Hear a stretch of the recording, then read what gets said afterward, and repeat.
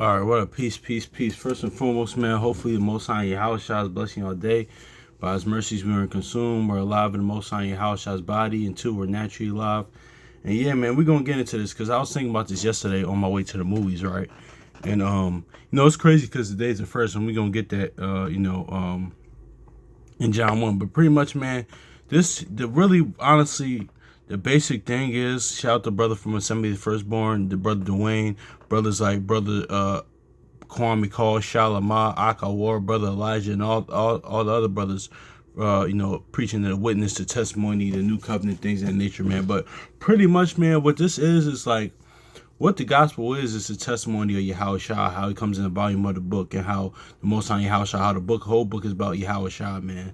That's really what it sums up is, honestly, and how the whole book from Genesis. I kind of like the post that we put up. That's why I love that post that we put up the other day, like how, and I sent it to my dad and stepmom and some other people, man. How pretty much that's what it's all about. It's all about Yahweh Shah, man. The Most High Yahweh Shah, man. That just is what it is, man. Because and tell you from the end, even in the prophets, you could find that he's he's the Alpha and Omega, man. This really the end from the beginning, man, because he's the beginning and the ending, man. Because that's really this is what it is, honestly. So no, let's get to Isaiah real quick, man. Then we're probably gonna get just yeah. Oh, let's get Genesis 1 verse 1. Yep, you'll get Genesis 1 and 1. It says, "In the beginning, Yahweh created the heaven and the earth." So let's get Isaiah chapter 46 and verse 10 real quick, because all this is about Yahweh Shah, man. That's really what this is.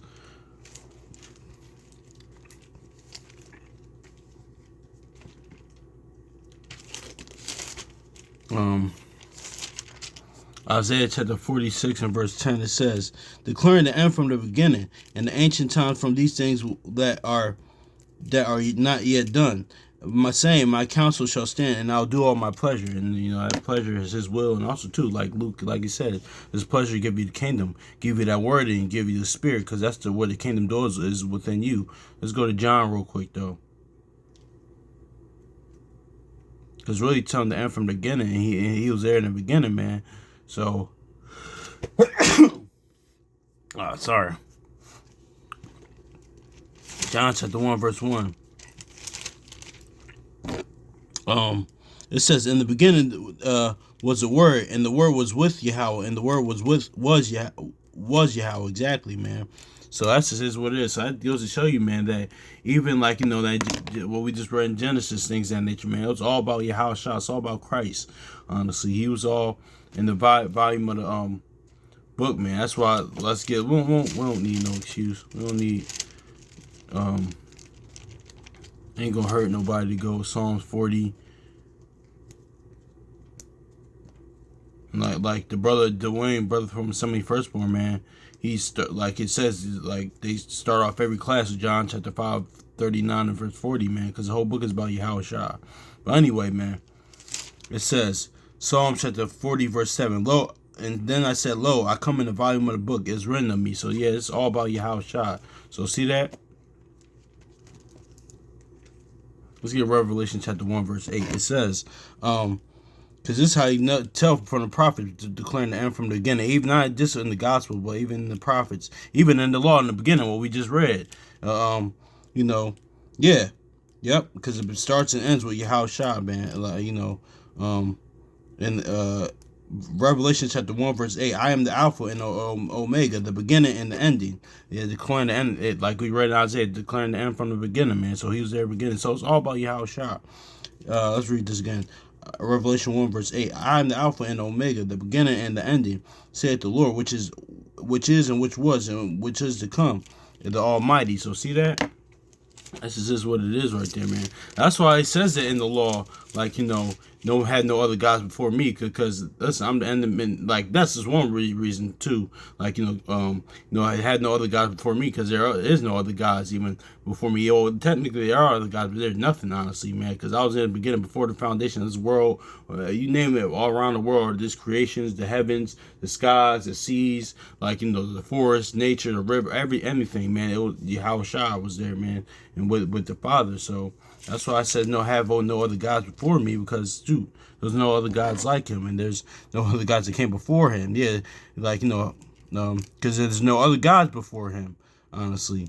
So Exodus chapter 20 verse 3, it says, "Thou shalt have no other gods before me." So, that's just what it is right there, man. So that's why, like, I was thinking about that, man, because it's all about Yahweh Shai. Let's get this Hebrews chapter, and that's the gospel that they testify of him, the scriptures, like, witness the testimony. Why? Because it goes to show you he's throughout the scriptures, and consistently, and believing on him is believing on him as the scriptures say. Now, believing on him as the scriptures say, like, that when somebody's consistent, as we always talk about, you can put your trust in and faith in them. So if he all throughout the book, then yeah, what he's saying is, like, put your trust in me at all times.